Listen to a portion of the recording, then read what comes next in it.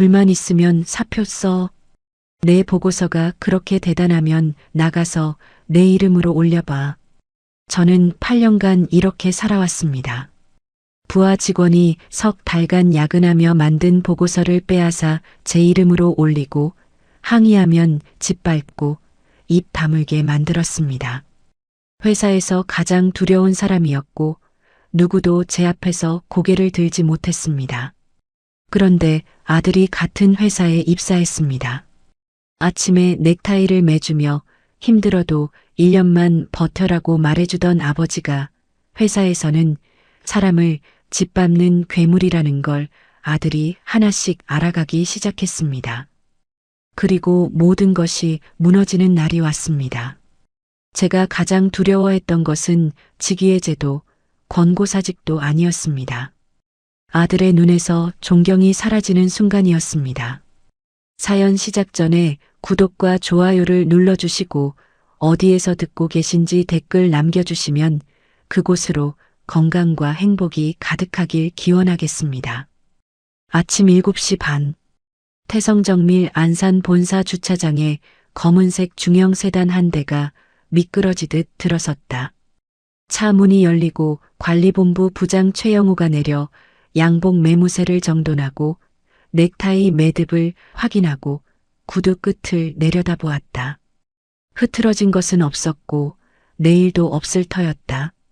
매일 아침 반복해온 루틴이었으니까. 정문을 지나는 순간 경비실 직원이 허리를 90도로 숙이며 인사했다. 좋은 아침입니다, 부장님. 최영우는 고개 한번 까딱하고 지나쳤을 뿐 그 직원의 이름조차 알지 못했고 알 필요도 느끼지 못했다. 이 회사에서 최영우가 이름을 기억해야 할 사람은 위로 셋, 아래로는 직접 보고받는 자들 뿐이었으니까. 엘리베이터를 타고 4층 관리본부 사무실에 도착하면 공기가 달라진다. 최영우 본인은 아무것도 하지 않는다. 문을 열고 들어갈 뿐인데 그 순간 직원들의 목소리가 한 톤 낮아지고 키보드 소리가 빨라지고 눈들이 모니터에 고정되어 버린다. 누가 시킨 것이 아니라 오랜 세월에 걸쳐 자연스럽게 형성된 관리본부의 생태계 그 자체였다. 8시 아침 회의. 관리본부 직원 12명이 회의실에 모여 앉으면 보고가 시작되는데 순서는 늘 정해져 있었다. 총무팀, 격리팀, 구매팀, 원가관리 순서로 최영우의 결재 없이는 어떤 보고서도 위로 올라갈 수 없다는 것이 이 사무실의 유일한 규칙이자 절대적인 질서였다.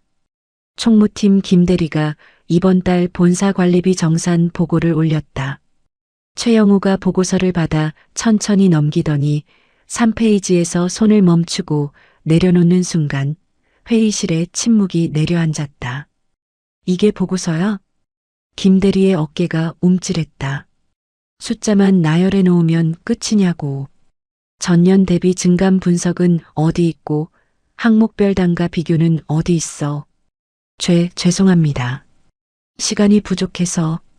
시간이 부족해? 지난주 금요일에 마감이었는데 오늘이 수요일이야. 닷새나 지나서 이 수준이면 시간이 부족한 게 아니라 능력이 부족한 거지. 김대리의 얼굴이 시뻘겋게 달아올랐고 11명의 시선이 일제히 테이블 위로 떨어져 내렸다. 최영우는 보고서를 김대리 쪽으로 밀어내며 한마디를 던졌다. 내일 아침까지 다시 해와. 다음. 이것이 최영우의 방식이었다. 한 명을 회의실 한가운데 세워놓고 깎아내리면 나머지가 그것을 지켜보게 된다.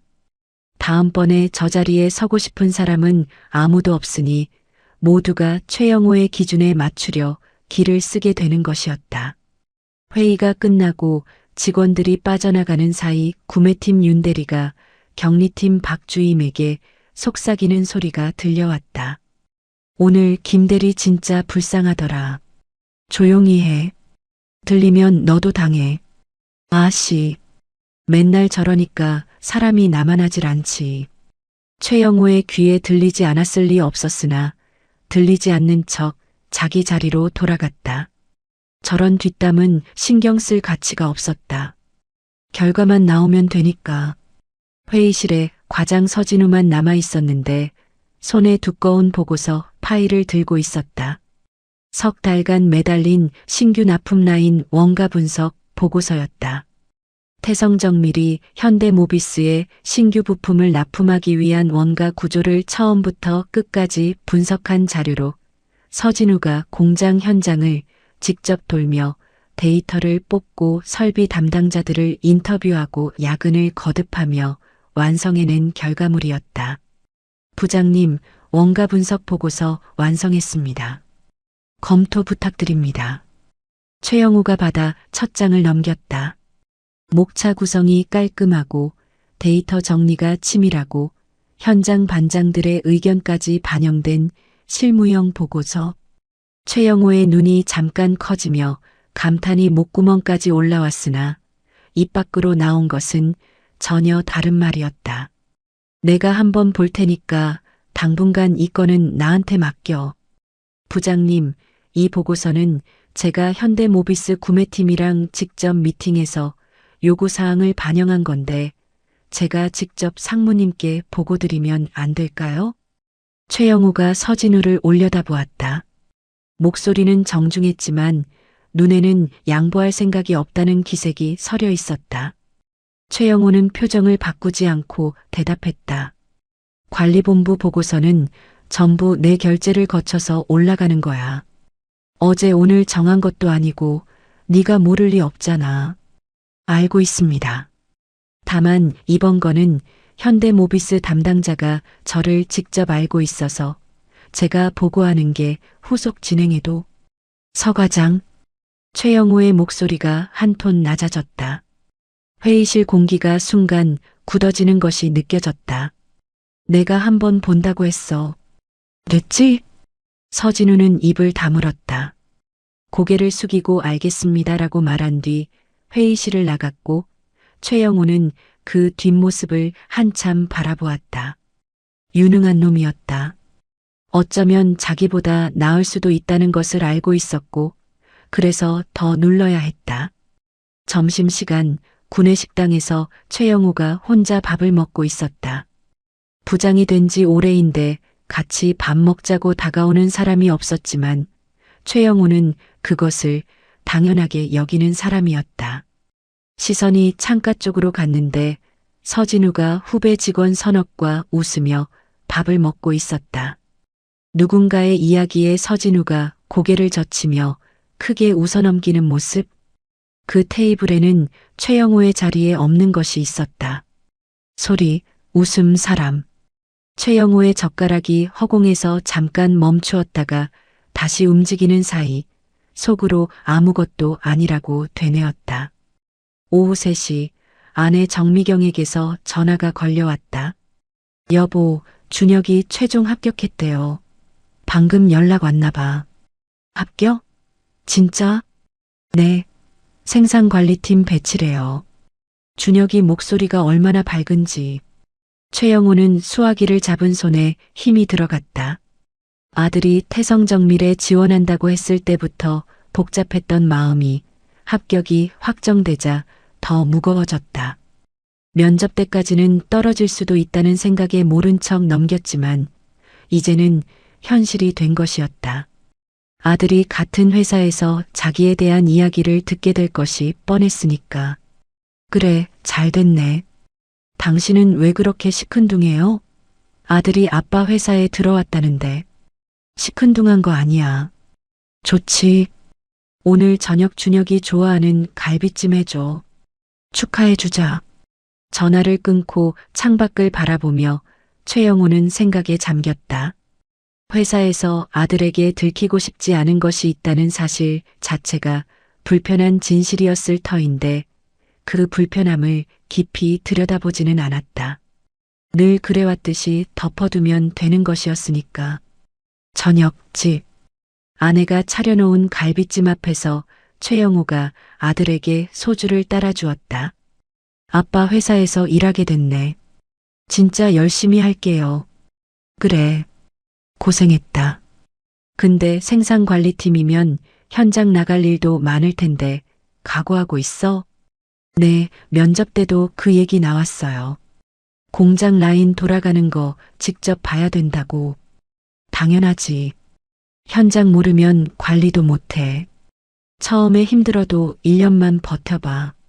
1년 지나면 길이 보인다. 네, 알겠습니다.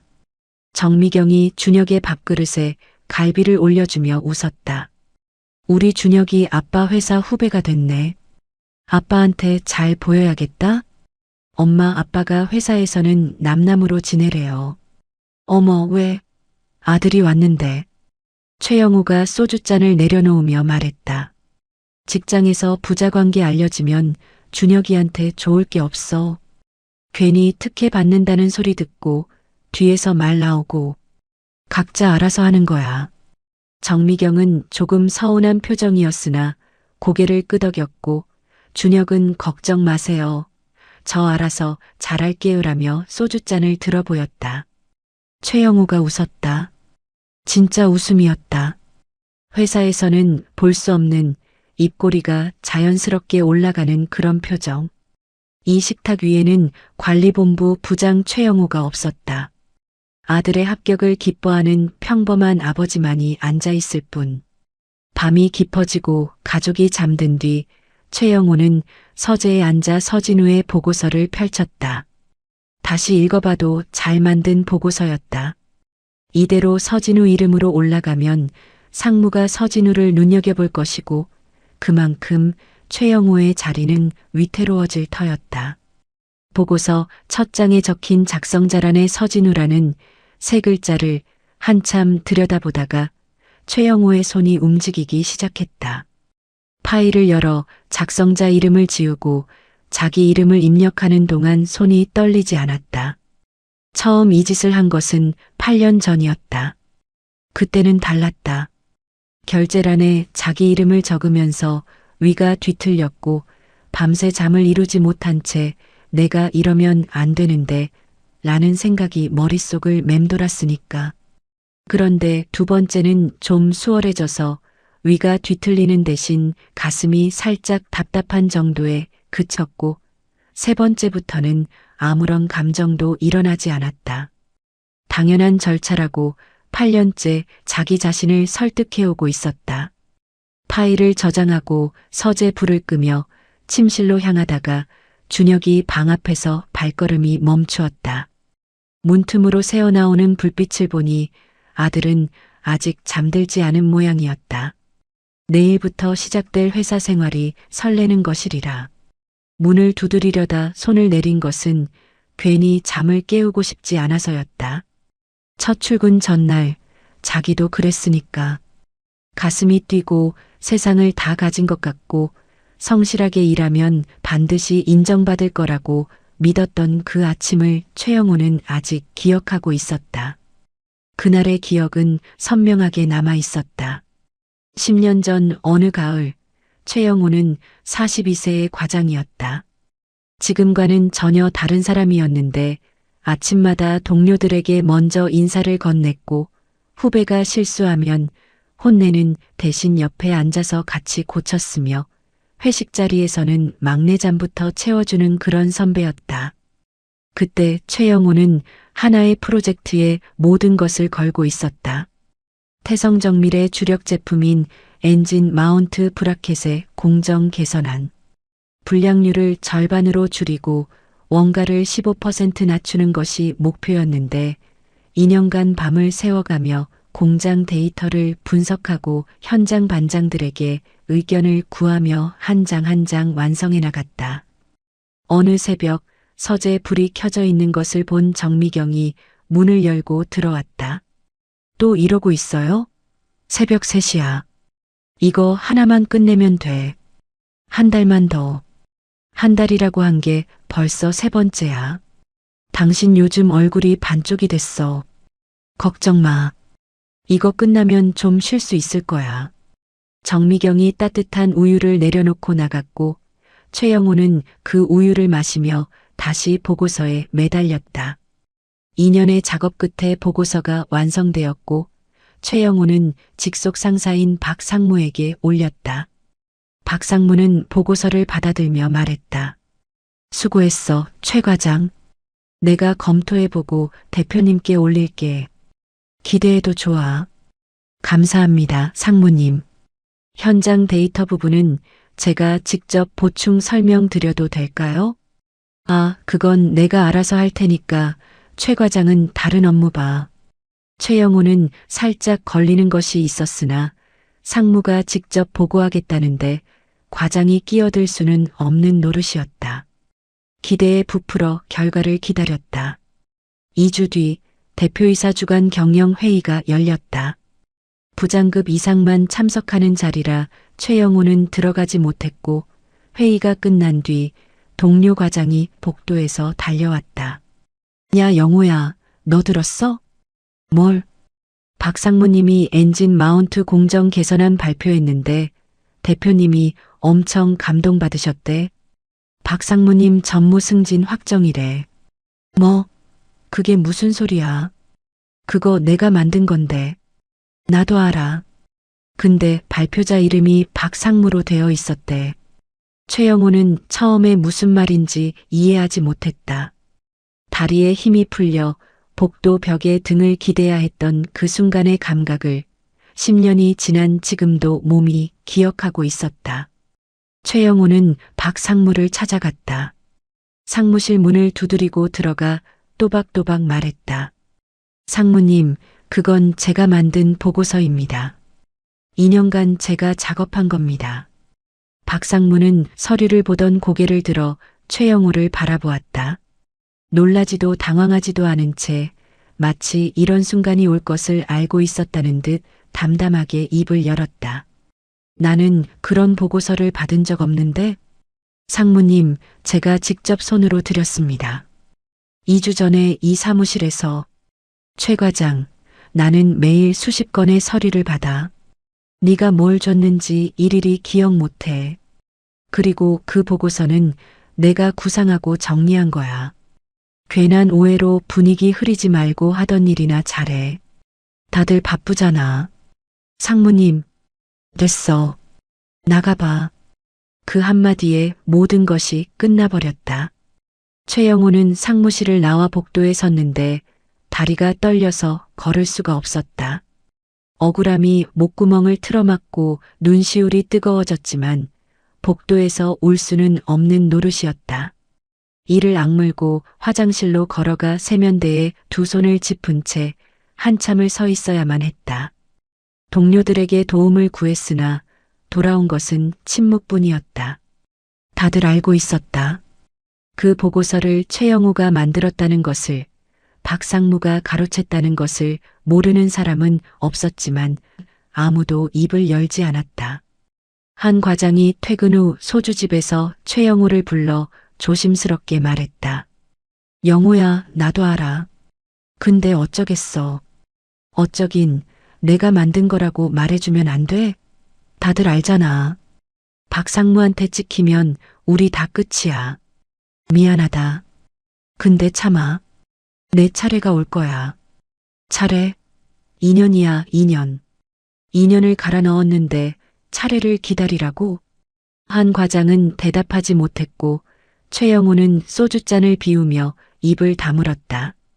집으로 돌아온 최영우는 아무 말 없이 소주를 꺼냈다. 정미경이 걱정스러운 얼굴로 다가왔다. 무슨 일 있어요?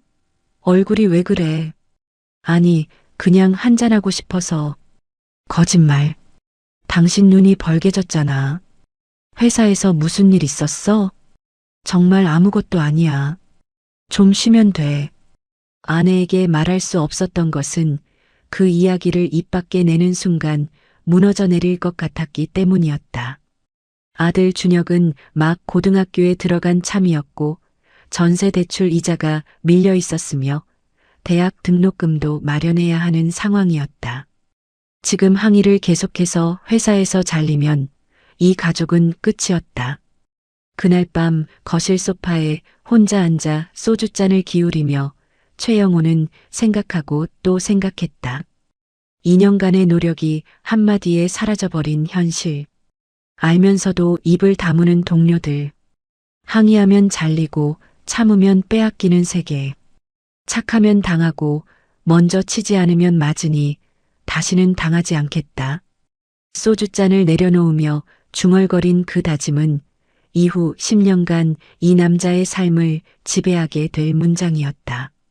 현재 태성정밀 관리본부 부장실.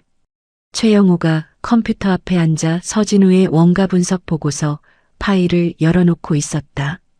작성자란에서 서진우라는 이름을 지우고 자기 이름을 입력한 뒤 상무에게 이메일을 보내는 데까지 걸린 시간은 3분도 되지 않았다.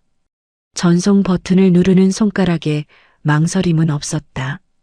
10년 전 박 상무가 자기에게 했던 짓과 완전히 같은 일을 하고 있다는 것을 최영호는 어쩌면 알고 있었을 것이다.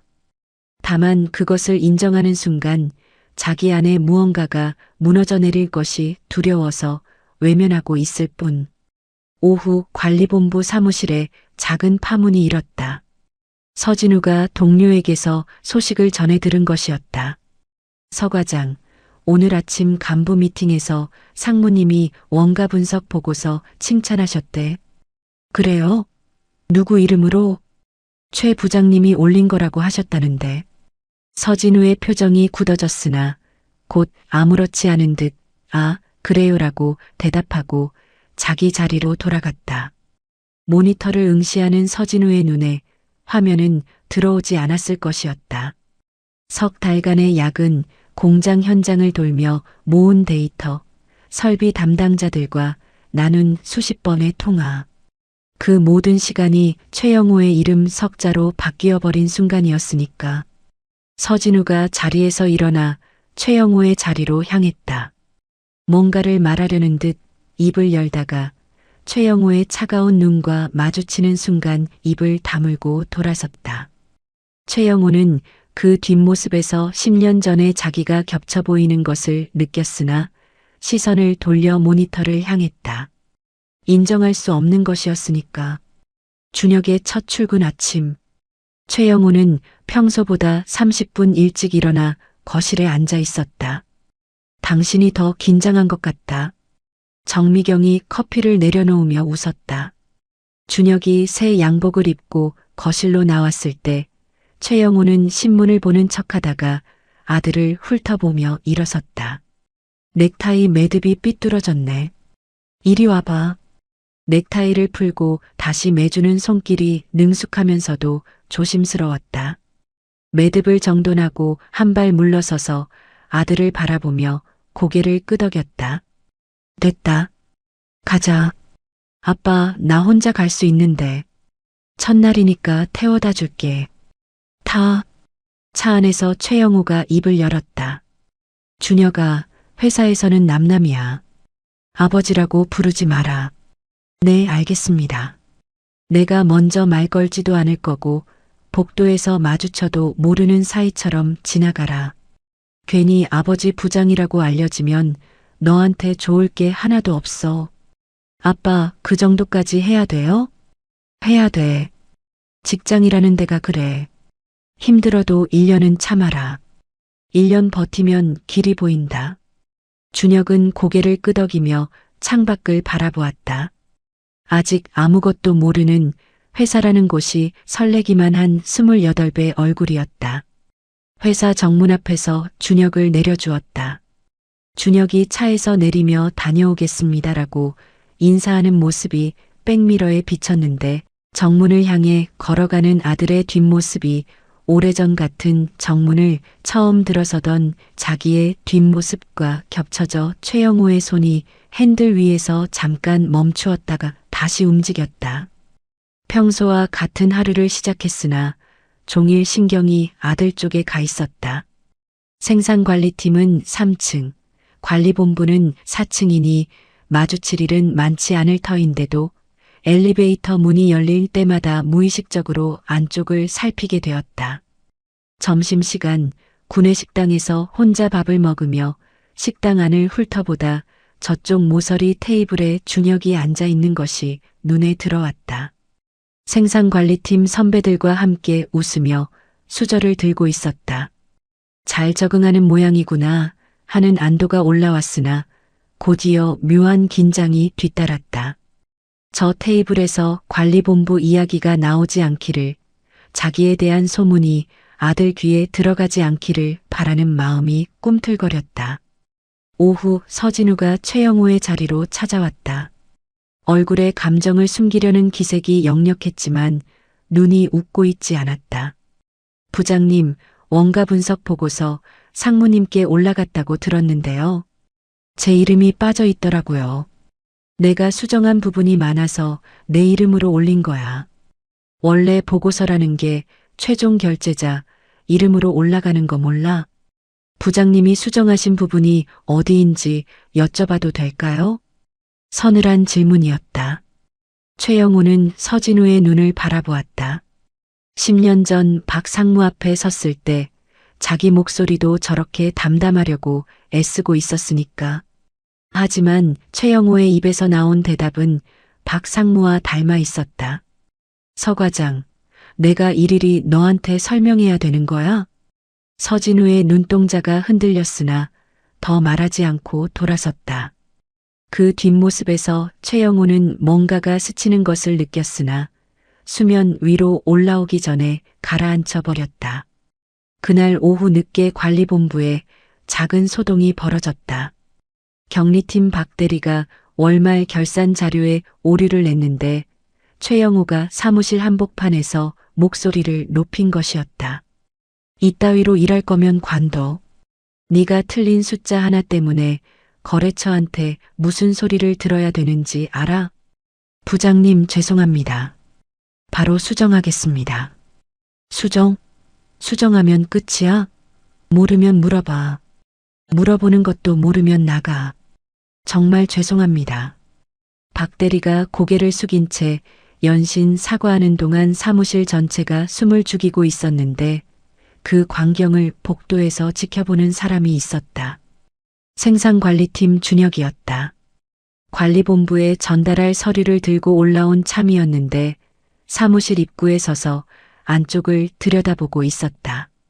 아버지가 부하 직원을 깎아내리는 모습을, 사무실 전체가 공포에 질려 있는 분위기를 준혁은 처음으로 자기 눈으로 목격하고 있었다. 아침에 넥타이를 매주던 그 손이 지금은 사람을 짓누르고 있었다. 준혁의 표정이 굳어졌으나 스스로도 그 감정을 정리하지 못한 채 복도에 서 있을 수밖에 없었다. 최영호는 아들이 거기 서 있다는 것을 알지 못했고 알았더라면 그 순간의 공기가 완전히 달라졌을 터이지만 현실은 최영호가 모르는 쪽으로 흘러가고 있었다. 준혁은 서류를 총무팀 직원 책상에 올려놓고 조용히 돌아섰다. 저녁 집. 정미경이 차려놓은 밥상 앞에 가족 셋이 앉았다. 첫날 어땠어, 준혁아? 정미경이 밥을 퍼주며 물었다. 준혁이 대답하는 목소리가 아침보다 조금 가라앉아 있었다. 생산관리팀 분들 다 좋더라. 선배들이 이것저것 잘 챙겨주시고. 다행이다. 다른 부서 사람들도 만나봤어? 준혁이 잠깐 젓가락질을 멈추었다. 오후에 관리본부에서 본 장면이 머릿속을 스쳐간 모양이었으나 이내 고개를 저으며 넘겼다. 아직 다른 부서는 잘 모르겠어. 최영호가 소주를 한 잔 기울이며 물었다. 생산관리팀 팀장은 어땠어? 되게 편하신 분이에요. 말투도 부드럽고 신입들한테 뭐 물어보면 잘 알려주시고. 그래, 원래 그런 사람이긴 해. 근데 너무 편한 것도 경계해. 직장에서는 적당한 긴장이 있어야 돼. 네, 알겠습니다. 준혁은 웃으며 대답했으나 그 웃음이 아침만큼 밝지 않다는 것을 최영호는 눈치채지 못했다. 정미경이 첫날인데 고생했다며 준혁의 밥그릇에 국을 더 떠주는 것으로 저녁 식사는 평온하게 마무리되었다. 하지만 그 평온함 아래에 미세한 균열이 생기기 시작한 것을 이 식탁의 세 사람 중 아무도 알아차리지 못하고 있었다. 아침에 넥타이를 매주던 손과 오후에 부하를 깎아내리던 목소리가 같은 사람에게서 나왔다는 사실이 준혁의 머릿속에서 정리되지 않은 채 남아 있었고, 그것은 시간이 지나면 사라지는 종류의 것이 아니었다. 밤 준혁이 자기 방에 들어간 뒤 최영호는 거실에서 뉴스를 보다가 아내에게 물었다. 준혁이 표정이 좀 어두운 것 같지 않았어? 첫날이라 피곤한 거겠지. 내일이면 괜찮아질 거야. 그런가? 고개를 끄덕였으나 가슴 한편에 남은 찝찝함은 쉽게 가시지 않았다. 그것이 아버지로서의 직감이었는지, 회사에서의 자기 모습이 어딘가에서 새어나가고 있다는 불안이었는지, 최영호 자신도 구분하지 못한 채 텔레비전 화면만 멍하니 바라보고 있었다. 며칠 뒤 최영호의 손에 또 하나의 보고서가 들려 있었다. 서진우가 준비한 현대모비스 납품 제안서. 현대모비스 구매팀이 요구하는 납품 단가, 태성정밀의 생산원가, 마진율 시뮬레이션까지 포함된 실전용 제안서로 서진우가 현대모비스 담당자를 직접 만나 요구 사항을 파악한 뒤 작성한 것이었다.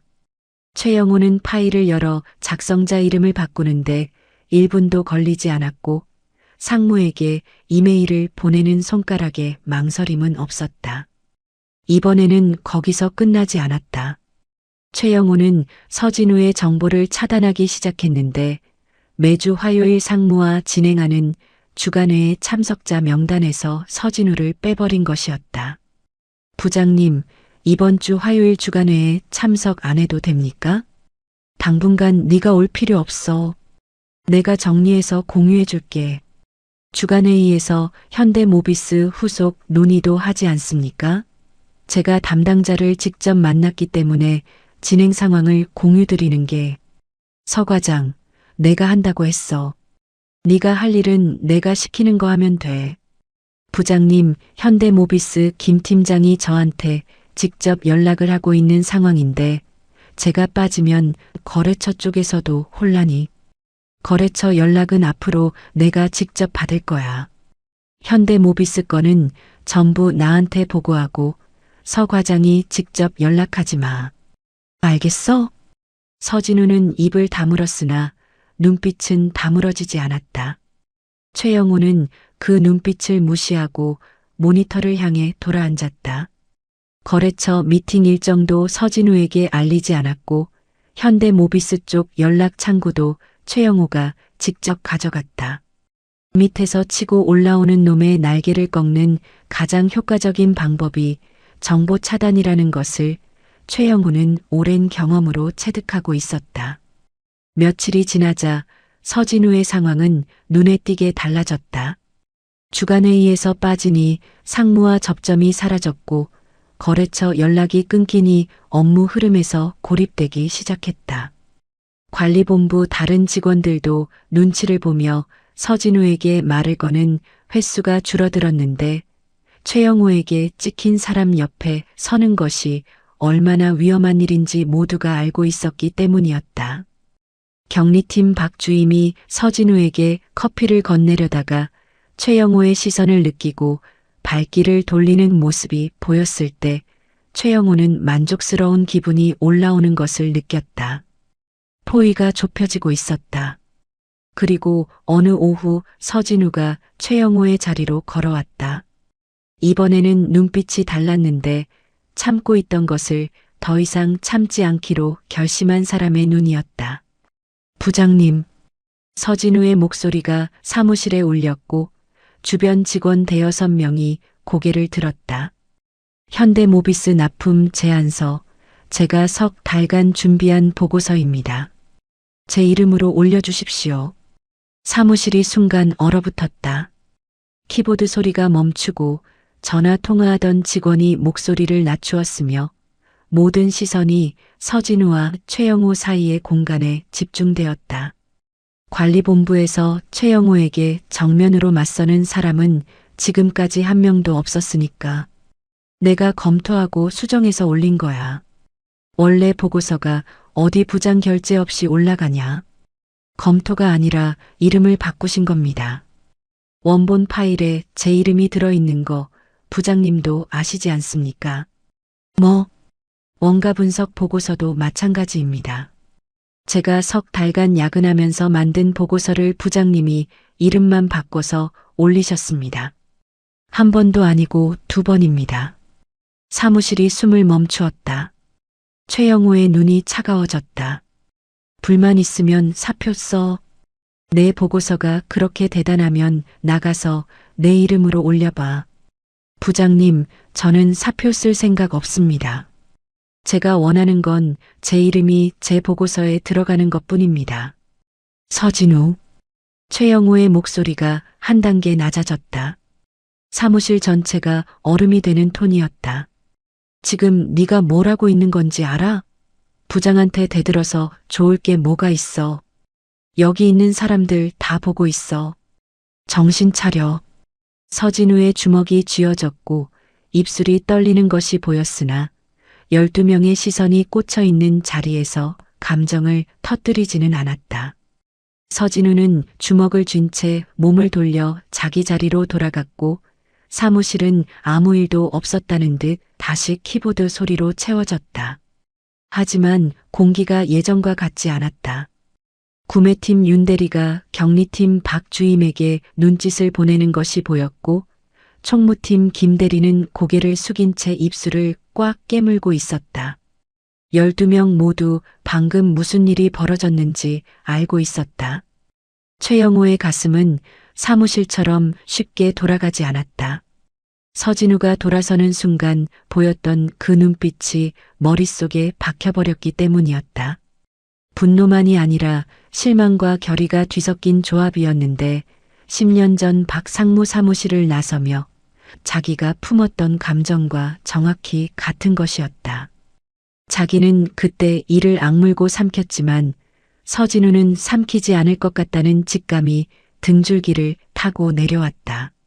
삼키지 않는 사람은 움직이고 움직이는 사람은 위험해지니까.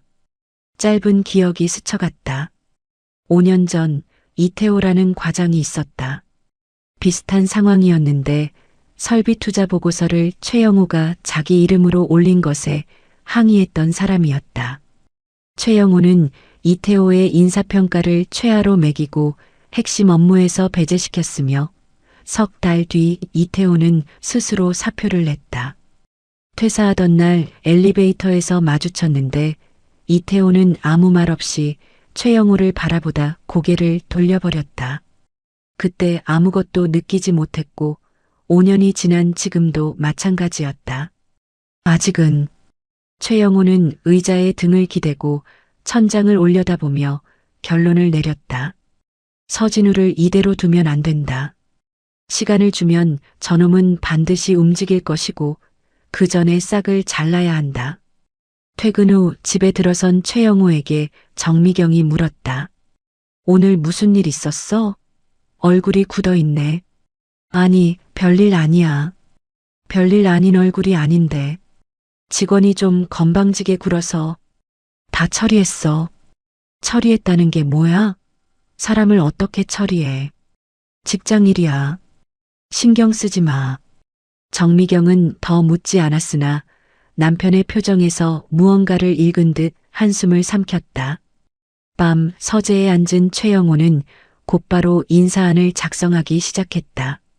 서진우를 충남 아산공장으로 전보 발령하는 안이었는데 본사 과장을 지방 공장으로 보내는 것은 사실상 자천이었다. 인사평가서를 열어 서진우의 평가란에 적어 넣은 문장들 협업 능력 부족, 독단적 업무 처리, 상급자 지시 불이행은 하나같이 사실과 거리가 먼 것이었으나 손은 망설이지 않았다. 인사안을 상무에게 이메일로 보낸 뒤 전화기를 들어 다른 부서장들에게 연락을 돌렸다. 여보세요, 나 최영호야. 최 부장. 무슨 일이야? 서진우 과장 말이야. 요즘 좀 문제가 있어. 당분간 그 친구한테 일 주지 마. 왜? 서 과장 일 잘하던데. 요즘 상급자한테 대들고 분위기를 흐려. 내가 알아서 할 테니까 신경 쓰지 마. 곧 정리될 거야. 그래, 그런 사람은 아니었는데. 뭐, 관리본부 일이니까 최 부장이 알아서 해. 생산관리부장, 품질관리부장, 영업부장에게 차례로 같은 전화를 돌렸다. 한 사람을 고립시키는 가장 효과적인 방법은 주변의 모든 문을 하나씩 닫아버리는 것이니까. 전화를 끊고 의자를 돌려 창밖을 바라보았다. 시와 공단의 회색빛 하늘 아래로 공장 지붕들이 줄지어 있었고 최영호의 표정에는 안도와 비슷한 것이 떠올라 있었다. 선수를 쳤으니 이제 서진우가 무슨 수를 쓰든 늦을 것이었다. 하지만 가슴 한편에서 꺼지지 않는 작은 불씨 같은 것이 남아 있었다. 서진우가 돌아서며 보여준 그 눈빛. 분노와 실망과 결의가 뒤섞인 눈빛. 그것이 10년 전 자기의 눈빛과 같았다는 사실이 최영호의 의식 아래에서 소리 없이 가라앉고 있었다. 최영호는 서진우 발령건이 순조롭게 처리될 것이라 확신하고 있었다. 상무에게 인사안을 올린 지 사흘째, 평소라면 하루 만에 결재가 떨어졌을 것이었다. 그런데 사흘째 되는 날 오전, 상무에게서 전화가 왔다. 최 부장, 서진우 건 말인데 좀 보류하자. 보류요? 무슨 문제가 있습니까? 지금 타이밍이 좀 그래. 좀 이따가 다시 이야기하자. 상무님, 서진우가 요즘 관리본부 분위기를 흐리고 있어서 빨리 정리해야. 최 부장, 내가 보류하자고 했어. 전화가 끊어졌다. 최영호는 수화기를 내려놓고 한참 동안 전화기를 바라보았다. 상무는 원래 이유를 흐리는 사람이 아니었다. 좋아, 처리할게 이거나 안 돼. 이유는 이거야 이거나 둘 중 하나를 명확히 말하는 사람이었는데 오늘은 달랐다. 같은 날 오후 경영지원팀에서 연락이 왔다. 최 부장님, 관리본부 최근 3년치 보고서 원본 파일 취합 좀 부탁드립니다. 갑자기 왜? 정기자료 정리 차원입니다. 정기자료 정리를 이 시기에? 보통 연말에 하잖아. 위에서 지시가 내려와서요. 이번 주까지 부탁드립니다. 최영호는 알겠다고 답하면서도 타이밍이 걸렸다. 상무의 보류와 경영지원팀의 자료 요청이 같은 날에 겹치는 것이 우연처럼 느껴지지 않았으니까. 며칠 뒤 인사팀 복도에서 뜬금없는 일이 벌어졌다. 부장님, 혹시 3년 전에 퇴사한 이태호 과장 기억하세요? 이태호? 갑자기 왜? 아닙니다. 그냥 예전 인사 기록 정리하다가 이름이 나와서요. 인사 기록 정리를 왜 지금 해? 그건 저도 위에서 시켜서 하는 거라. 직원은 어색하게 웃으며 지나갔으나 최영호의 가슴에는 뜨끔한 것이 남았다. 이태호. 5년 전 성과를 빼앗기고 항의했다가 인사평가 최하를 맞고 퇴사한 사람. 그 이름이 왜 지금 나오는 것인지. 변화는 사람들의 태도에서도 감지되기 시작했다. 품질관리팀 김소영 대리가 복도에서 최영우와 마주쳤는데 평소라면 고개를 숙이고 벽 쪽으로 비켜서며 인사하던 사람이 이날은 최영우를 똑바로 쳐다보며 가볍게 목례만 하고 지나간 것이었다. 찰나의 순간이었지만 그 눈에서 두려움이 사라져 있다는 것을 최영우는 읽을 수 있었다. 서진우의 태도도 달라져 있었다. 발령이 보류된 사실을 아는지 모르는지 며칠 전만 해도 항의하며 주먹을 쥐었던 사람이 지금은 매일 제 시간에 출근하고 묵묵히 일하며 퇴근하고 있었다. 분노가 사라진 것 같았는데 최영호에게는 그 분노의 부재가 더 불길하게 느껴졌다. 화가 난 사람은 예측할 수 있지만 화를 삼키고 조용해진 사람은 예측할 수 없으니까. 준혁이 업무차 관리본부에 서류를 전달하러 올라왔을 때 최영호는 전화 통화 중이었다. 김 부장, 내가 분명히 말했잖아. 서진우한테 일 주지 말라고. 왜 지난주 품질 회의에 서진우를 불렀어? 아, 그건 품질팀에서 뭔가 데이터가 필요해서. 뭔가 데이터가 필요하면 나한테 요청해. 서진우를 직접 부르지 말고. 알겠어? 준혁은 복도에서 아버지의 목소리를 들었다. 누군가를 압박하는 차가운 톤. 서류를 총무팀 책상에 올려놓고 돌아서는 준혁의 표정이 어두워졌다. 그날 저녁 식탁에서 준혁이 밥을 먹다가 젓가락을 내려놓았다.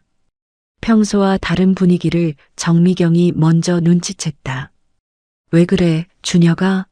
밥맛이 없어? 아니, 엄마. 그게 아니라. 준혁이 잠깐 망설이다가 아버지를 바라보며 입을 열었다. 아빠, 나 회사에서 좀 이상한 얘기 들었는데. 최영우의 젓가락이 멈추었다. 뭔 얘기? 선배들이 관리본부 부장님 얘기를 하는데 밑에 있으면 성과 다 뺏기고 찍히면 인사평가로 짓밟힌다고 하더라. 예전에 관리본부 있다가 넘어온 선배도 그분 때문에 부서 옮겼대. 식탁 위의 공기가 순간 바뀌었다. 정미경이 남편을 쳐다보았고 최영우는 소주잔을 든 채 얼어붙어 있었다. 그래서 그게 아빠 얘기잖아. 관리본부 부장이면 아빠밖에 없잖아. 최영우가 소주잔을 내려놓았다. 손이 미세하게 떨리는 것을 식탁 아래로 숨겼다. 아빠가 진짜 그래? 정미경이 끼어들었다. 준혁아, 회사 일을 밥상에서 이렇게 물어보는 거 아니야. 엄마, 나도 알아. 근데 선배들이 하는 얘기가 아빠 얘기인데 가만히 있을 수가 없잖아. 최영우가 입을 열었다. 목소리를 평정하게 유지하려고 애쓰는 것이 보였다. 직장에서는 별의별 소문이 다 돌아. 관리하는 사람은 밑에서 안 좋은 소리 들을 수밖에 없는 거야. 원래 그런 거다. 근데 아빠, 성과를 뺏긴다는 건 뭐야? 부하 직원이 만든 걸 자기 이름으로 올린다는 얘기잖아. 그것도 소문이야? 준혁아. 최영우의 목소리가 한 톤 낮아졌다. 회사에서 부하를 다그칠 때의 톤이 무의식적으로 나온 것이었는데 그것을 알아챈 순간 스스로 움찔했다.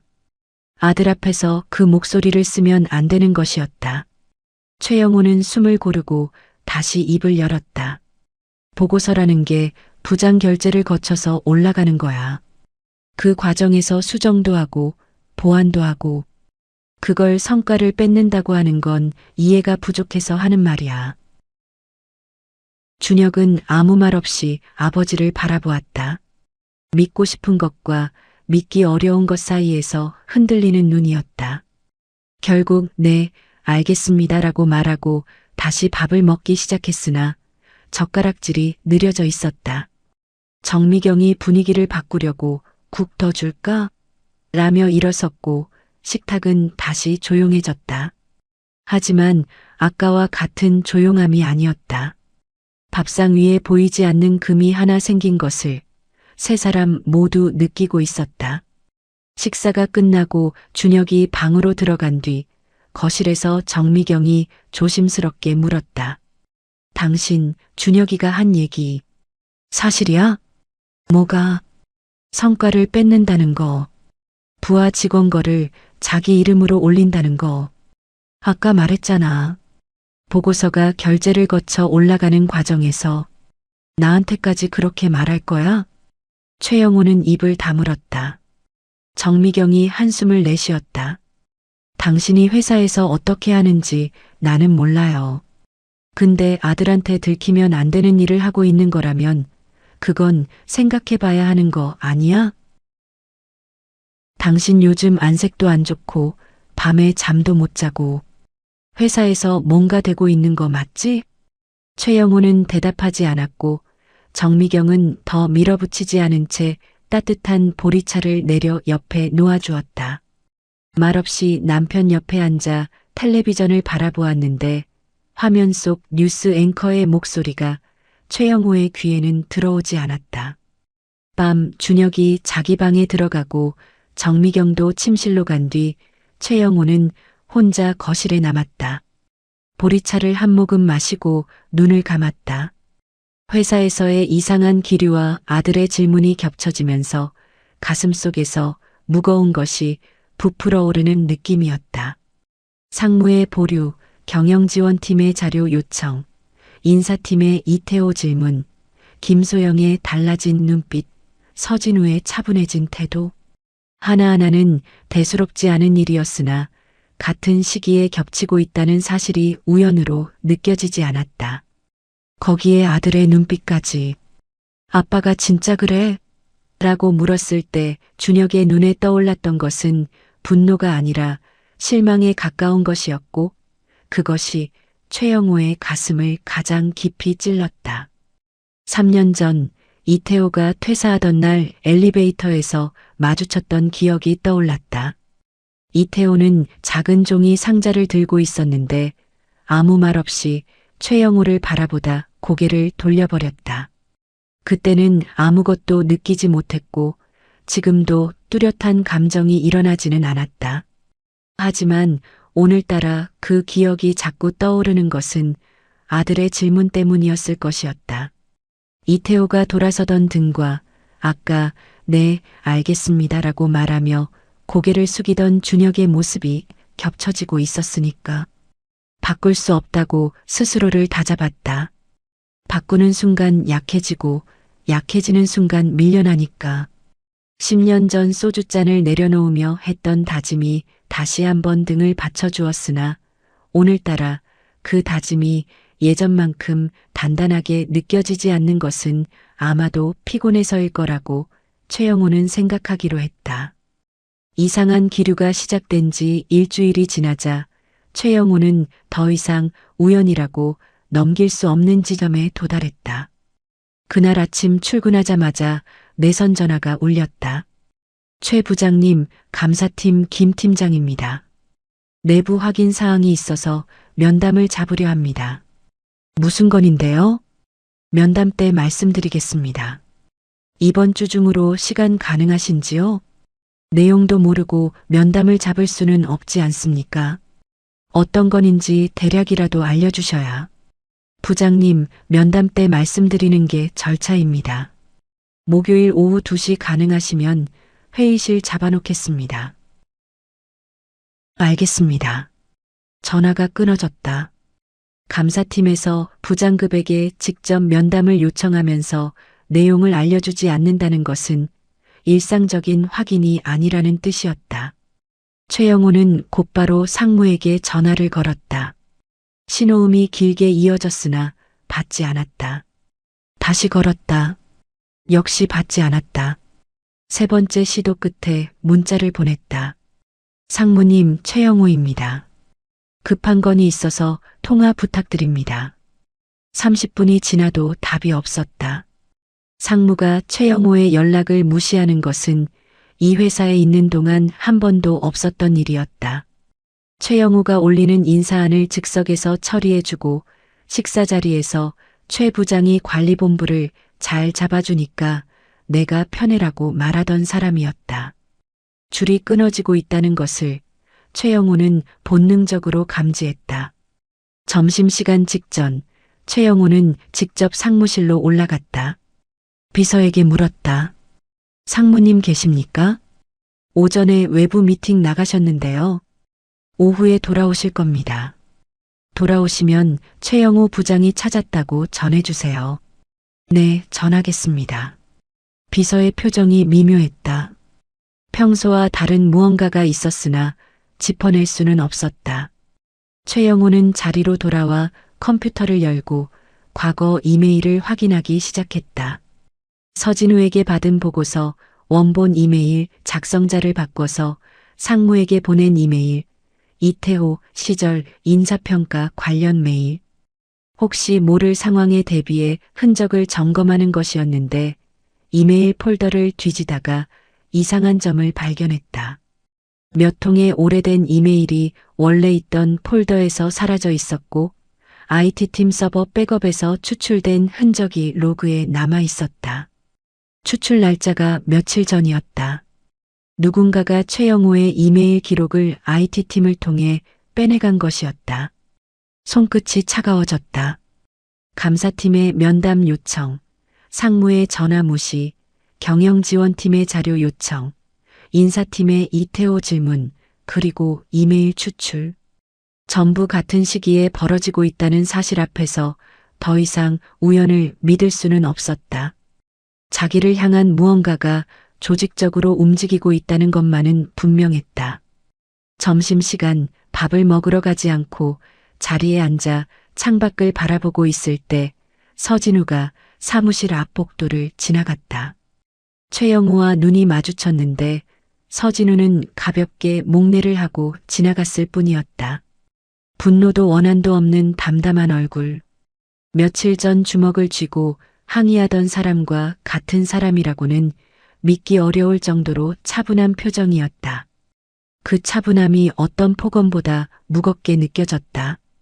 화가 난 사람은 실수를 하고 실수를 하면 잡을 수 있지만 화를 삼키고 조용해진 사람은 준비를 하고 있다는 뜻이니까. 오후 2시 상무가 돌아왔다는 연락을 받고 최영우가 상무실로 올라갔다. 상무님, 잠깐 뵐 수 있을까요? 아, 최 부장. 들어와. 상무의 태도가 달랐다. 평소라면 자리에서 일어나 소파 쪽으로 안내하며 커피를 권하던 사람이 책상에 앉은 채 서류를 보다 말고 고개만 돌린 것이었다. 감사팀에서 면담 요청이 왔는데 혹시 어떤 건인지 아십니까? 글쎄, 나도 자세히는 모르겠는데. 상무님, 서진우 발령건도 보류되어 있고 감사팀에서 관리본부 자료를 요청하고 있고 좀 이상한 흐름이 있어서요. 최 부장, 나도 바빠서. 감사팀 거는 감사팀이랑 직접 이야기해. 상무님, 최 부장, 지금은 좀 그래. 나중에 얘기하자. 그 한마디에 최영우는 더 이상 말을 잇지 못했다. 상무의 눈이 최영우를 보면서도 최영우를 보지 않고 있었기 때문이었다. 거리를 두겠다는 뜻이 말이 아니라 눈빛으로 전해지는 순간이었다. 상무실을 나온 최영우가 복도에 서 있을 때 인사팀 후배 강 대리가 조심스럽게 다가왔다. 부장님, 제가 이런 말씀 드려도 되는지 모르겠는데요. 뭔데? 강 대리가 주변을 살피며 목소리를 낮추었다. 감사팀에서 요즘 사람들을 부르고 있거든요. 부장님 밑에 있던 분들을요. 누구? 서진우 과장님도 갔다 왔고 품질관리팀 김소영 대리도 불려갔대요. 그리고 퇴사한 이태호 씨한테도 연락이 갔다는 소문이 있어요. 이태호한테까지? 네. 저도 정확한 건 모릅니다. 그냥 조심하시라고요. 고맙다, 강 대리. 강 대리가 돌아간 뒤 최영우는 복도 벽에 등을 기대고 한참을 서 있었다. 서진우, 김소영, 이태호. 그 이름들이 머릿속에서 하나의 선으로 이어지는 순간 등줄기에 찬 것이 흘렀다. 서진우가 움직인 것이었다. 혼자가 아니라 사람을 모아서. 주먹을 쥐고 항의하던 그날 이후 서진우가 차분해진 이유가 이제야 이해되었다. 감정으로 싸우는 것을 그만두고 증거로 싸우기로 결심한 것이었다. 이메일 추출, 보고서, 원본 파일 요청, 인사기록 조회, 관련자 면담. 모든 퍼즐이 맞아들어가는 소리가 귀에 들리는 것만 같았다. 이것은 최영우가 경험해 본 적 없는 종류의 위기였다. 지금까지는 밑에서 올라오는 항의나 불만을 인사평가와 발령으로 눌러왔지만 감사팀이 개입한 이상 그 방법은 더 이상 통하지 않았다. 위로의 통로도 막혀 있었다. 아래도 막히고 위도 막힌 채 사방에서 벽이 좁혀오는 느낌이 숨을 조여왔다. 퇴근 후 집에 들어선 최영우의 얼굴이 평소와 달랐던 모양이었다. 정미경이 부엌에서 나와 남편의 안색을 살피더니 따뜻한 차를 내려 거실 테이블에 놓아주었다. 당신 요즘 계속 안 좋아 보여. 제발 말해봐. 뭐가 그래? 아무것도 아니야. 좀 피곤해서 그래. 피곤한 게 아닌 거 나도 알아. 같이 산 지가 몇 년인데. 정말 아무것도 아니라니까. 당신이 아무것도 아니라고 할 때가 제일 걱정돼. 준혁이는 몰라도 나한테는 말해도 되잖아. 최영호는 대답하지 못했다. 아내에게 진실을 말하려면 자기가 해온 일을 인정해야 하니까. 정미경은 더 밀어붙이지 않은 채 말없이 남편 옆에 앉아 있어 주었다. 차를 드는 최영호의 손이 미세하게 떨리고 있었는데 정미경은 그 떨림을 보았을 것이었으나 아무 말도 하지 않았다. 밤이 깊어지고 가족이 잠든 뒤 최영호는 혼자 거실에 남아 소주를 꺼냈다. 잔에 소주를 따르는 소리가 조용한 거실에 울렸다. 10년 전 박상무에게 당하고 이 자리에서 혼자 소주를 마시던 밤이 떠올랐다. 같은 거실, 같은 소파, 같은 소주잔. 그때는 분노로 가슴이 터질 것 같았는데 지금 채워지는 것은 분노가 아니라 공포였다. 10년 전에는 자기가 당하는 쪽이었고 지금은 자기가 한 일의 대가가 돌아오는 쪽이었다. 같은 자리에서 같은 소주를 마시고 있지만 모든 것의 무게가 달라져 있었다. 소주잔을 내려놓고 눈을 감았다. 내일 감사팀 면담이 잡혀 있었다. 무엇을 물을 것인지, 어디까지 알고 있는 것인지 아무것도 예측할 수 없었다. 지금까지 모든 상황을 통제해왔던 최영호가 아무것도 통제할 수 없는 밤이었다. 목요일 오후 2시, 최영호는 5층 임원 회의실 앞에 서 있었다. 감사팀 면담. 아침부터 속이 좋지 않았으나 표정에는 드러내지 않았다. 넥타이 매듭을 한 번 정돈하고 문을 두드렸다. 들어오세요. 회의실 안에는 상무 감사팀장, 인사팀장 3사람이 앉아 있었다. 테이블 위에는 서류 뭉치가 쌓여 있었고 벽면 스크린에 프레젠테이션이 띄워져 있었는데 아직 첫 페이지가 보이지 않도록 꺼져 있었다. 최영호는 한눈에 알았다. 이것은 면담이 아니라 신문이었다. 앉으세요, 최 부장. 상무의 목소리가 평소와 달랐다.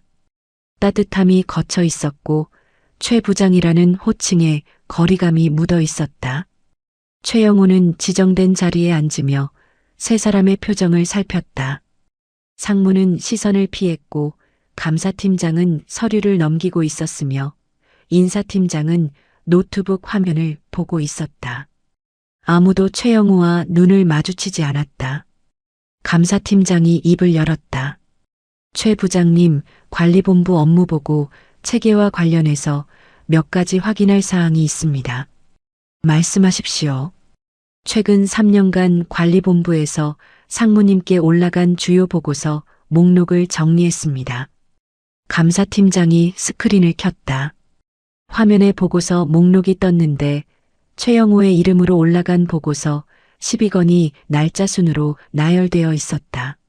신규 납품 라인 원가 분석, 현대모비스 납품 제안서, 설비투자 효율화 보고서, 하청업체 단가 재협상안. 최영호가 자기 이름으로 올린 것들이었다. 이 보고서들 전부 부장님이 직접 작성하신 겁니까? 네, 제가 최종 검토하고 수정해서 올린 겁니다. 최종 검토가 아니라 직접 작성이냐고 물은 겁니다. 최영호의 눈이 미세하게 흔들렸으나 곧 표정을 가다듬었다. 관리본부 보고서는 부장인 제가 총괄합니다. 부하 직원이 초안을 잡으면 제가 수정하고 보완해서 올리는 겁니다. 어느 부서나 마찬가지 아닙니까? 감사팀장이 서류 뭉치에서 종이 한 장을 꺼냈다. 그러면 이것 좀 봐주시겠습니까? 이건 올해 3월에 부장님 이름으로 올라간 신규 납품 라인 원가 분석 보고서의 파일 메타데이터입니다. 화면이 바뀌었다.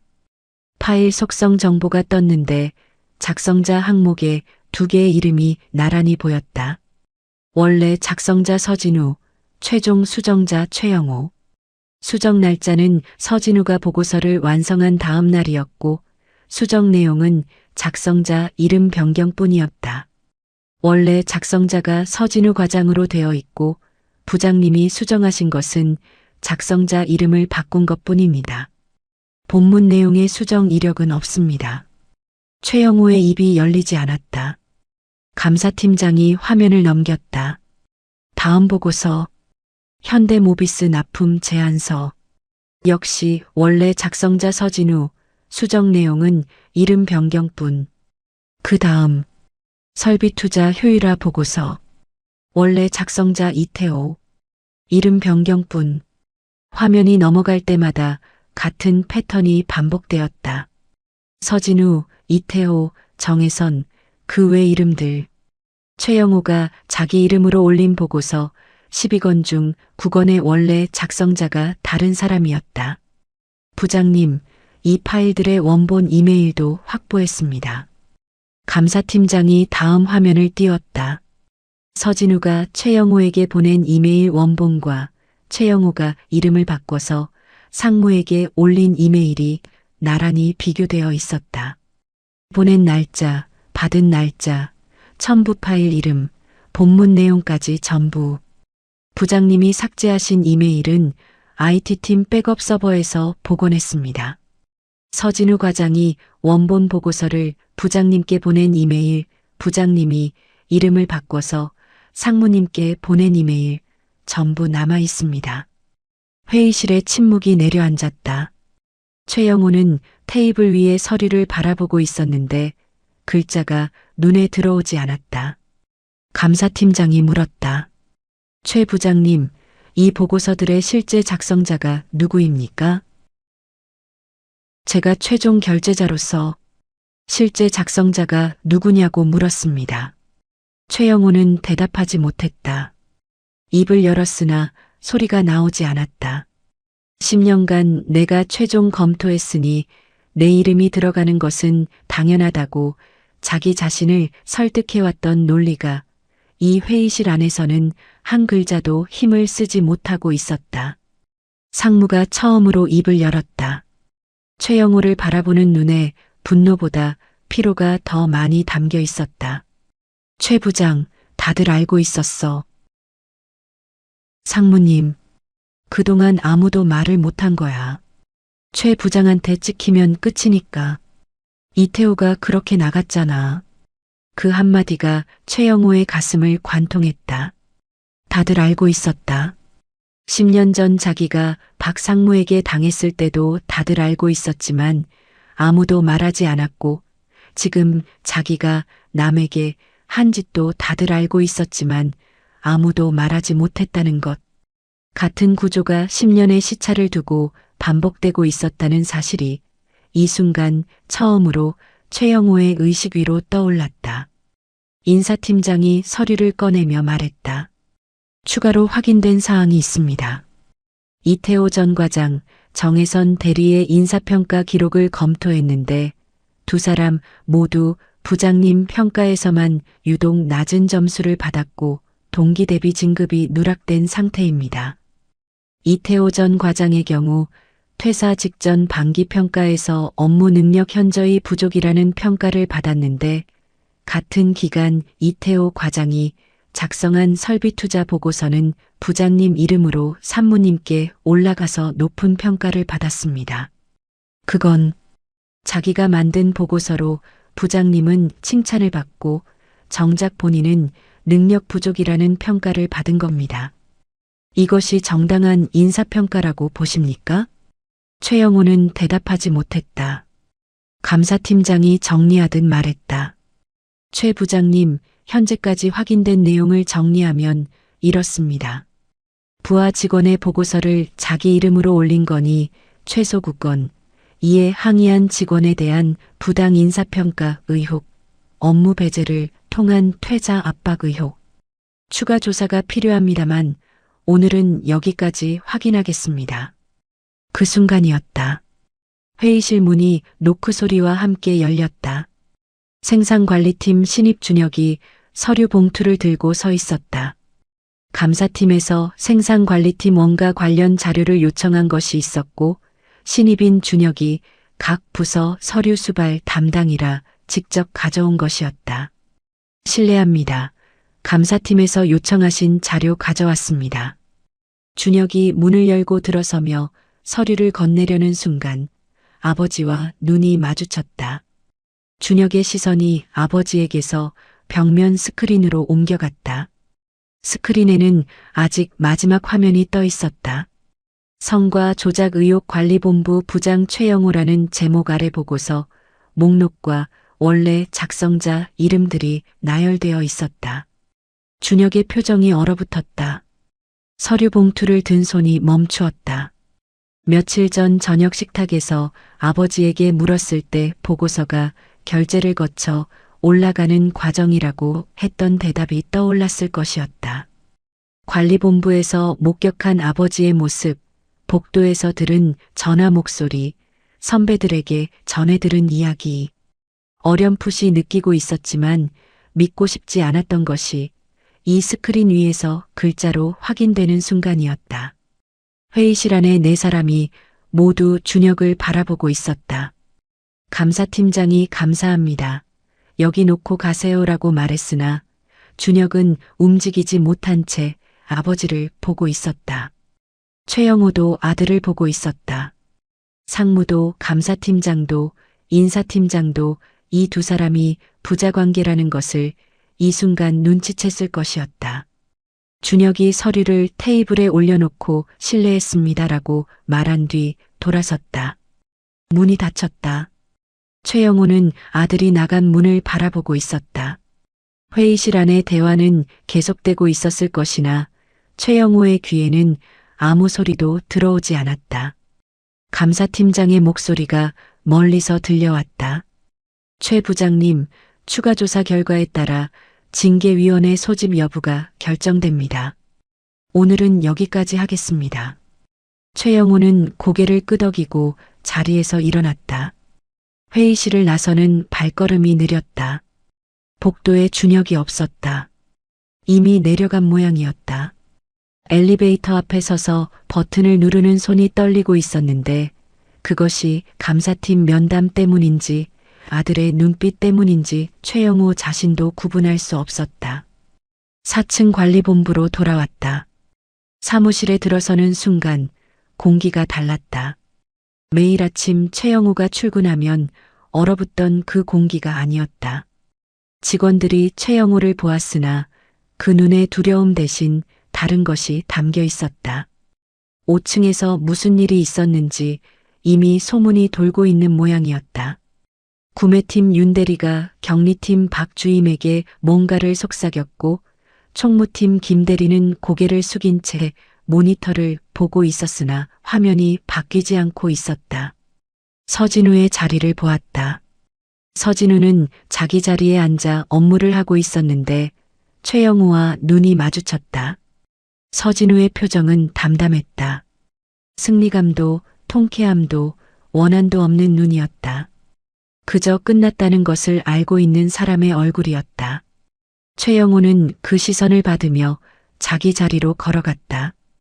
의자에 앉아 모니터를 켰으나 화면이 눈에 들어오지 않았다. 회의실에서 스크린에 떠있던 이름들이 머릿속에서 떠나지 않았다. 서진우, 이태호, 정혜선, 자기가 가로채고 짓밟고 밀어낸 사람들의 이름이었다. 그리고 그 이름들 위에 성과 조작 의혹 최영호라는 글자가 찍혀 있었다. 10년간 쌓아 올린 것이 1시간 만에 무너져 내리고 있었다. 하지만 진짜 무너지는 것은 그것이 아니었다. 회의실 문을 열고 들어온 아들의 얼굴. 스크린을 보고 얼어붙던 그 표정. 아버지를 바라보던 눈. 그 눈에서 최영호는 자기가 가장 두려워하던 것을 보았다. 존경이 사라지는 순간을. 아들이 아버지를 올려다보지 않게 되는 순간을. 최영호는 처음으로 고개를 숙였다. 임원들 앞에서가 아니었다. 감사팀 앞에서도 아니었다. 아들 앞에서였다. 아들은 이미 나간 뒤였지만 최영호의 고개는 여전히 숙여져 있었다. 일주일 뒤 최영호는 직위해제 통보를 받았다. 감사팀 추가 조사 결과 성과 조작 9건과 부당 인사평가 2건이 확인되었고 징계위원회는 권고사직을 결정했다. 27년 경력이 한 장의 통보서로 끝나는 순간이었다.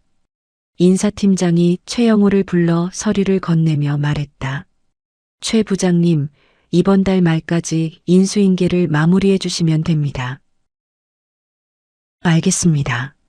사원증은 마지막 날 반납해 주시고 개인 물품은 정리해서 가져가시면 됩니다. 이상입니다. 그것이 전부였다. 27년에 대한 마지막 통보치고는 너무 짧고 사무적이었지만 최영호에게 더 이상의 말을 해줄 사람은 이 회사에 없었다. 그날부터 최영호의 하루는 달라졌다. 출근은 했으나 할 일이 없었다. 직위해제된 부장에게 업무를 지시할 사람은 없었고 보고를 받을 일도 없었다.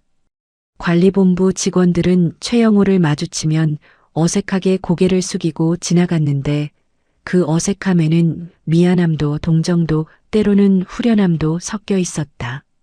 최영호는 그 모든 시선을 느끼며 자기 자리에 앉아 시간을 보냈다.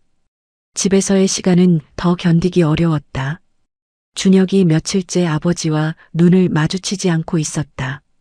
아침 식탁에서 마주 앉아도 준혁은 밥만 먹고 일어났고 저녁에 퇴근하고 돌아와도 방에서 나오지 않았다. 최영호가 거실에 있으면 준혁은 부엌에서 물만 마시고 방으로 들어갔고 최영호가 부엌에 있으면 준혁은 거실을 지나 방으로 직행했다. 같은 집에 살면서 서로를 피하는 것이었다. 어느 저녁 최영호가 준혁의 방 앞에 섰다. 문을 두드리려다 손이 올라가지 않았다. 안에서 키보드 소리가 들렸다. 준혁은 깨어 있었다. 최영호는 문 앞에서 한참을 서성이다가 손을 내렸다. 뭐라고 말해야 할지 몰랐으니까. 아빠가 미안하다는 너무 가벼웠고 그럴 수밖에 없었다는 변명이었으며 이해해달라는 자격이 없는 말이었다. 돌아서려는데 안에서 키보드 소리가 멈추었다. 준혁도 아버지가 문 앞에 서 있다는 것을 알고 있었을 것이었다. 하지만 문은 열리지 않았고 최영호는 거실로 돌아와 소파에 앉았다. 정미경이 침실에서 나와 남편 옆에 앉았다. 한참을 침묵하다 정미경이 먼저 입을 열었다. 준혁이가 오늘도 말이 없더라. 알아. 당신한테 화가 난 거야. 그건 알지? 알아. 당신이 회사에서 한 일 나는 자세히 몰라. 근데 아들이 저렇게까지 아버지를 피하는 걸 보면 준혁이가 얼마나 충격받았는지는 알겠어. 최영호는 대답하지 못했다. 정미경이 남편의 손을 잡았다. 당신이 무슨 짓을 했든 나는 당신 옆에 있을 거야. 우리가 같이 살아온 세월이 있잖아. 근데 준혁이한테는 당신이 직접 말해야 해. 내가 대신해 줄 수 있는 게 아니야. 뭐라고 말해. 뭐라고 말하면 돼. 최영호의 목소리가 갈라졌다. 정미경은 남편의 손을 꽉 쥐며 말했다. 진실을 말해. 왜 그렇게 됐는지, 뭘 잘못한 건지. 그게 아무리 부끄러운 이야기여도 아들한테 솔직하게 말해. 변명 말고 진심으로. 진심으로. 그래. 준혁이가 용서하든 안 하든 그건 준혁이가 결정할 일이야. 근데 당신이 먼저 말하지 않으면 아무것도 시작이 안 돼. 최영호는 아내의 손을 잡은 채 고개를 숙였다. 눈시울이 뜨거워졌으나 참았다. 마지막 출근 날이 왔다. 최영호는 평소와 같은 시간에 일어나 양복을 입고 넥타이를 맸다. 정미경이 현관까지 나와 남편을 바라보았다. 오늘이 마지막이지? 응. 잘 마무리하고 와. 최영호는 고개를 끄덕이고 현관문을 나섰다. 준혁의 방에서는 소리가 나지 않았다. 아직 잠들어 있는 모양이었다. 태성정밀 주차장에 차를 세우고 내렸다. 마지막으로 보는 주차장이었다. 27년간 매일 아침 차를 세우던 자리. 정문을 지나자 경비실 직원이 허리를 숙이며 인사했다. 좋은 아침입니다, 부장님. 최영호는 멈추었다. 27년간 고개 한번 까딱하고 지나치기만 했던 이 직원에게 처음으로 발걸음을 멈추고 돌아보았다. 그동안 고생 많았어.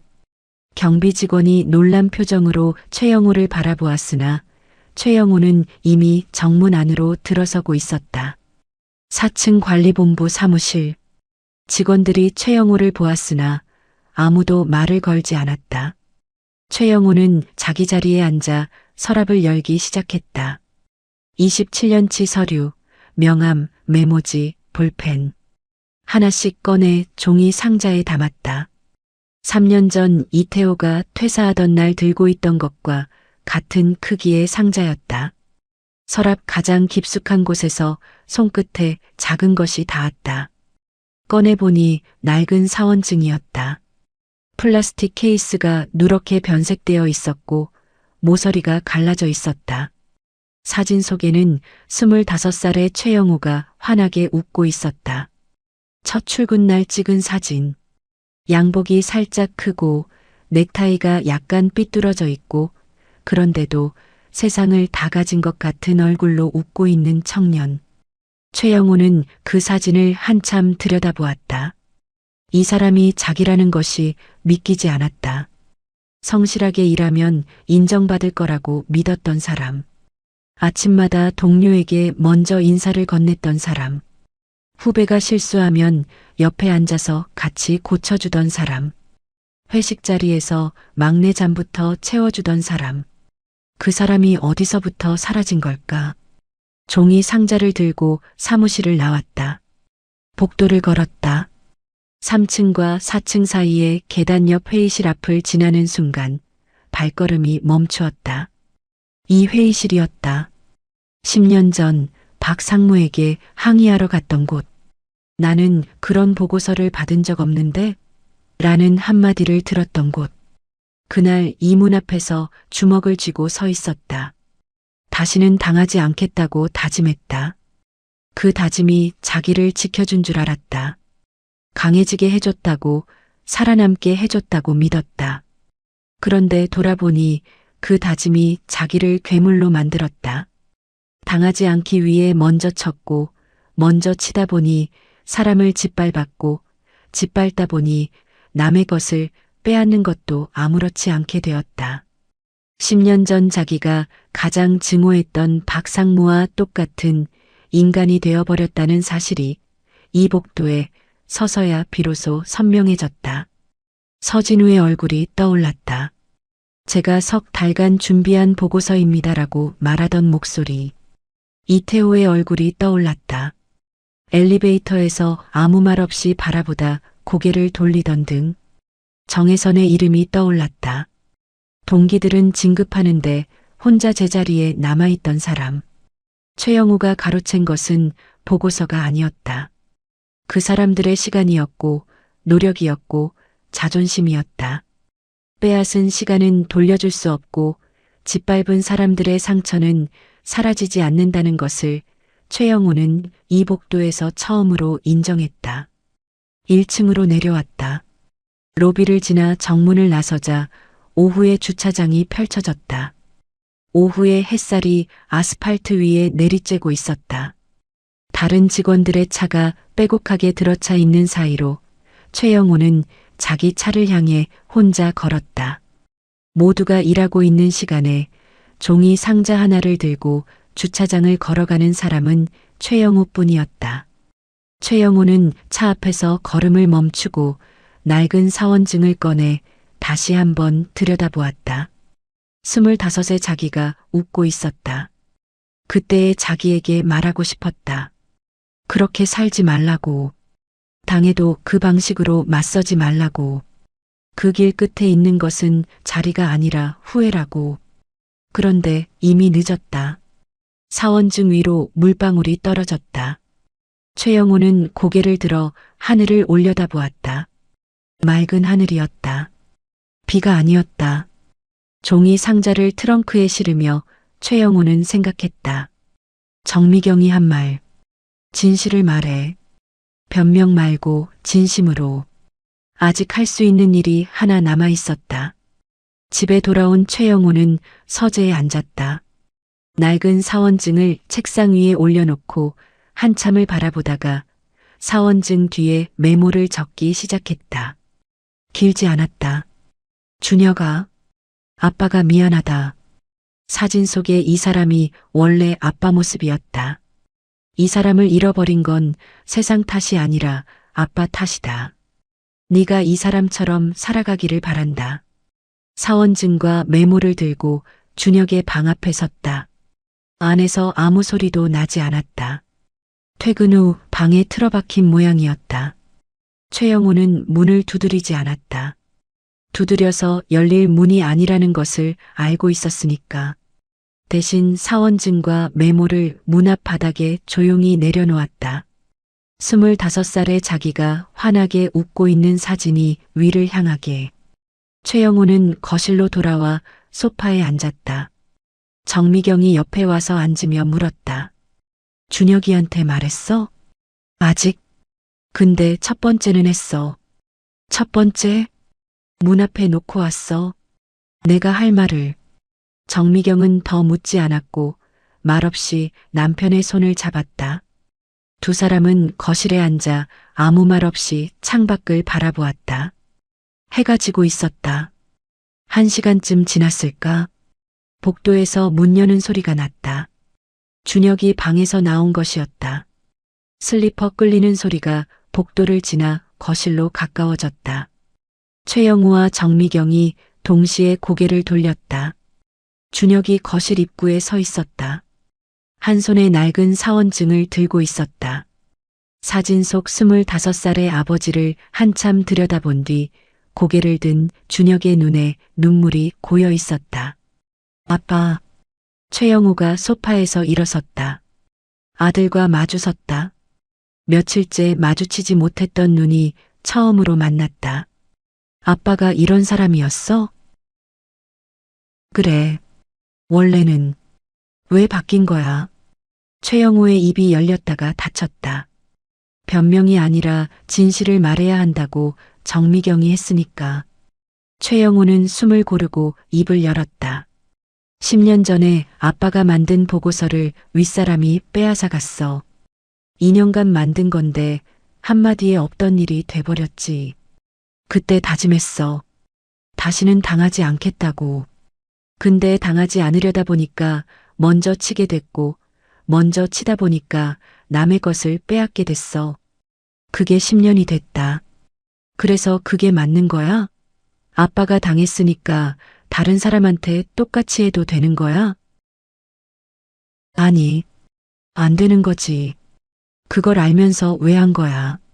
최영호는 대답하지 못했다. 준혁의 눈물이 볼을 타고 흘러내렸다. 준혁이 사원증을 들어 올렸다.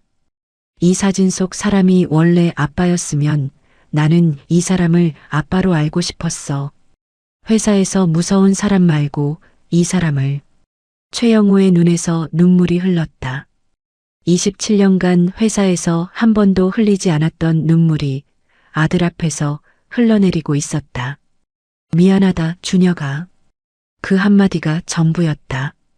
변명도 해명도 설명도 아닌 세 글자.